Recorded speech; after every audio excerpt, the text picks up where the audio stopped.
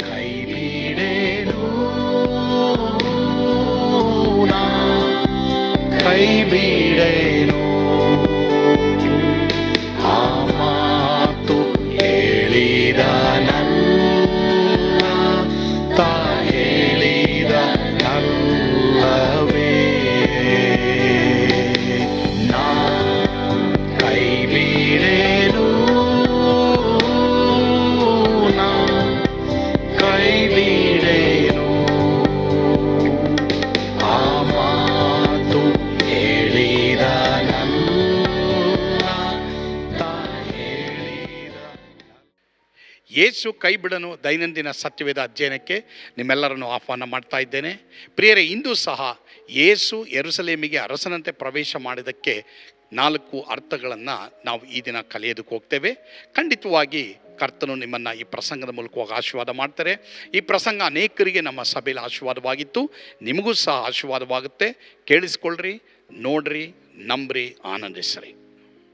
ಭಯ ಪಡಬೇಡ, ನಿರಾಸನಾಗಬೇಡ. ಪ್ರಿಯ ದೇವರ ಮಗನೇ, ದೇವರ ಮಗಳೇ, ನೀ ಪಾಪ ಮಾಡಿದ್ರಿಂದಲೋ, ನಿನ್ನ ಜೀವಮಾನದಲ್ಲಿ ನೀನು ಒಂದು ವೇಳೆ ದೇವರಿಗೆ ಅವಿಧೇಯನಾಗಿದ್ರಿಂದಲೋ ಈ ಒಂದು ಕಷ್ಟ ತೊಂದರೆ ನೀನು ಕೆಲವು ವೇಳೆ ಅದರಿಂದಲೂ ಬರುತ್ತೆ. ಬಟ್ ಆದರೆ ಒಂದು ವೇಳೆ ಅದರಿಂದ ಬರದೇ ಹೋದರೆ, ಈ ರೀತಿ ಟೆಸ್ಟ್ಗೋಸ್ಕರವಾಗಿ ಬಂದಿದ್ದರೆ ನೀ ಧೈರ್ಯವಾಗಿರು, ನಿನ್ನನ್ನು ನೀನು ತಗ್ಗಿಸ್ಕೊ. It's very important. ಯಾಕೋಬ 4ನೇ ಅಧ್ಯಾಯ 10ನೇ ವಚನ. ಮುನ್ರಾಜ್ ಓದ್ತೀರಾ? ಯಾಕೋಬ 4:10. ಮುನ್ರಾಜ್ ಓದ್ರಿ. ಕರ್ತನ ಮುಂದೆ ನಿಮ್ಮನ್ನು ತಗ್ಗಿಸಿಕೊಳ್ಳಿರಿ, ಆಗಲ ಆತನು ನಿಮ್ಮನ್ನು ಮೇಲಕ್ಕೆ ತರುವನು. ಎಲ್ಲರೂ ಗಮನ ಇಡಿ, ದೇವರ ಮುಂದೆ ತಗ್ಗಿಸ್ಕೊಳ್ರಿ. ನನಗೆ ಗೊತ್ತಿಲ್ಲ ಪ್ರಿಯರೇ, ಹೌದು, ಲೌಕಿಕವಾಗಿ ನಮ್ಮೆಲ್ರಿಗೂ ದೇವರು ಒಂದಲ್ಲ ಒಂದು ವಿಧದಲ್ಲಿ ಒಬ್ಬರನ್ನು ಒಂದು ರೀತಿ, ಇನ್ನೊಬ್ಬರನ್ನ ಇನ್ನೊಂದು ರೀತಿ ದೇವರು ಇಟ್ಟಿದ್ದಾರೆ. ಇಲ್ಲ ಅಂತ ನಾನು ಹೇಳಲ್ಲ. ಕೆಲವರು ಬಾಡಿಗೆ ಮನೆ, ಕೆಲವರು ಮೋಲ್ಡಿಂಗ್ ಮನೆ, ಕೆಲವರು ಡಿಪಾರ್ಟ್ಮೆಂಟ್ ಮನೆ, ಕೆಲವರು ಅಪಾರ್ಟ್ಮೆಂಟು.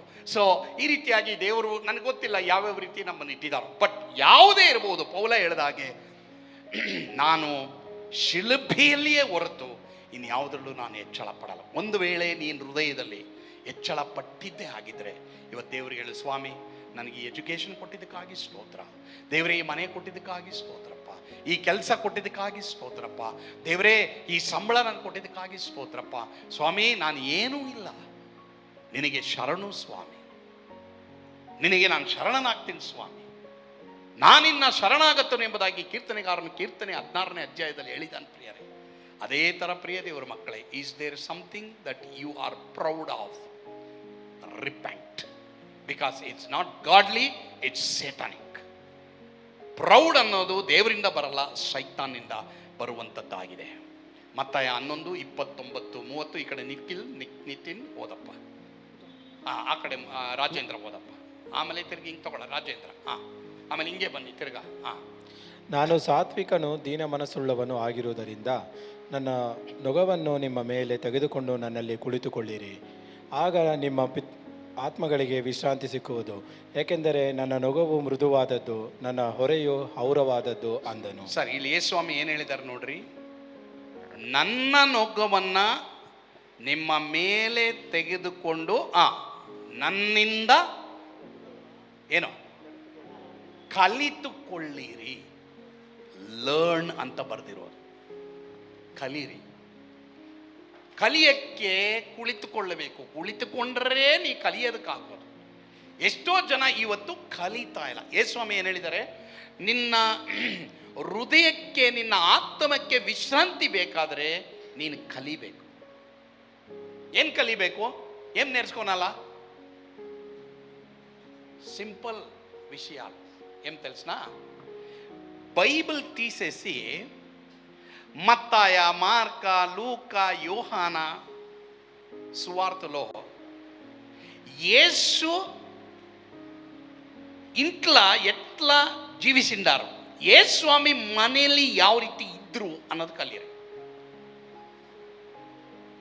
30 ವರ್ಷ ಯೇಸುಸ್ವಾಮಿ ಯಾವ ಟ್ರಿಪ್ಪು ಹೋಗಿಲ್ಲ, ಯಾರನ್ನೂ ನೋಡಿಲ್ಲ. ಊರವ್ರು ಬಿಟ್ಟರೆ, ಮನೆಯವರು ಬಿಟ್ಟರೆ ಇನ್ಯಾರನ್ನೂ ನೋಡಿಲ್ಲ.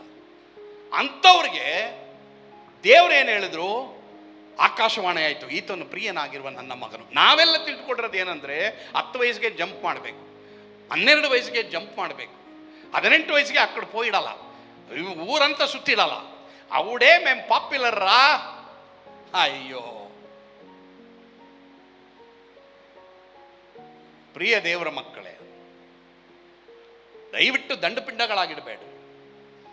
ಯೇಸು ಸ್ವಾಮಿಯಿಂದ ಕಲೀರಿ.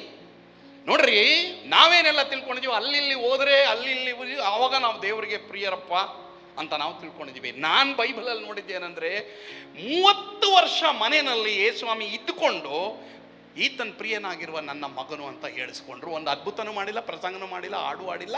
ಯೇಸುಸ್ವಾಮಿ ಯಾವ ಊರು ಹೋಗಿಲ್ಲ. ಯವನಸ್ಥಲಾರ ఏమప్ప మీ అమ్మ అప్ప చెప్తాడు మీకు, ఆవిడ ఏం చేయాలి మీరు నేర్చుకుంటారు, తలే బాగించాలి.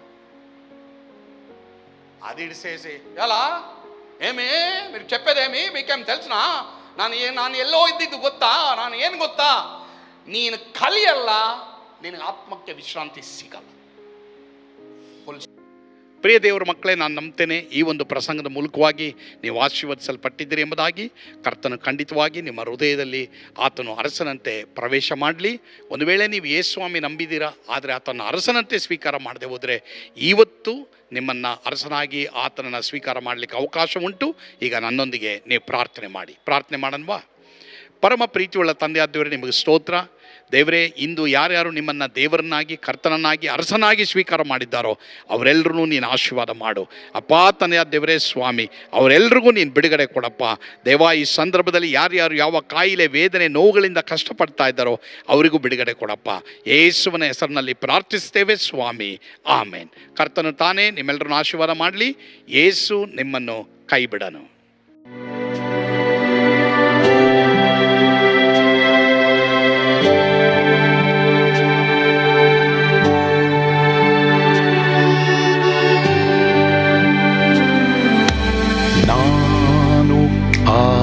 ಪಾತ್ರದಲ್ಲಿ ಇರುವಾಗಲೂ ನೀನು ಪಾಯಪಟ್ಟು ಓಡಬಾರದು. ನನ್ನ ಮಾತನಂಬಿ ಸ್ಥಿರವಾಗಿರು.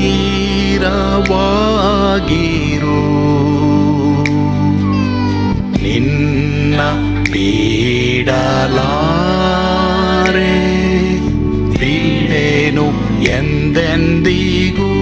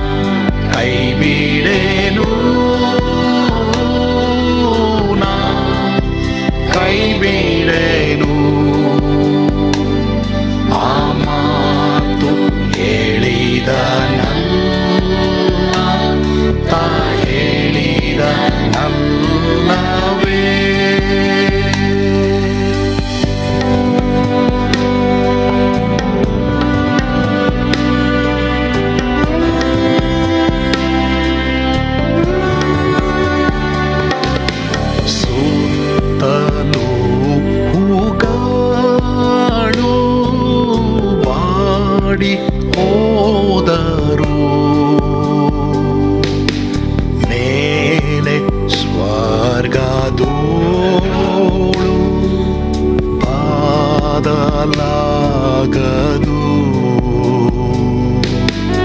ಅಲ್ಲಿಂದೇಸು ಸ್ವಾಮಿ ಬಾರುವಾತನು ನನ್ನ ಬಿಡಲಾರ, ನನ್ನನ್ನು ಕೈ ಬಿಡಲು, ನಾ ಕೈ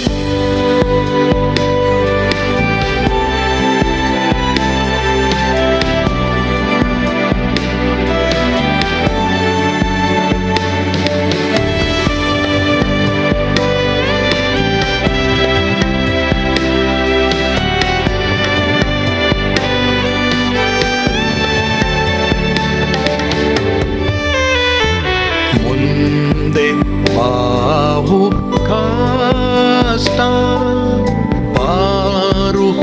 ಬಾರುತ್ತಿದ್ದರು ಭಯ ಪಾಡಲಾರೆ ಸ್ವಾಮಿ ಇದ್ದಾನೆ ಬಾಲವಾಗಿ ನಿಂತು ಹರ್ಷಗೊಳ್ಳುವೆ ಸ್ವಾಮಿ ಬಿಡಲಾರ ಸ್ವಾಮಿ ನನ್ನ ಕೈ ಬಿಡಲು ನಾ ಕೈ ಬಿಡೇನು ನಾ ಕೈ ಬಿಡೇನು ಆ ಮಾತು ಹೇಳಿದನಲ್ಲ ತಾ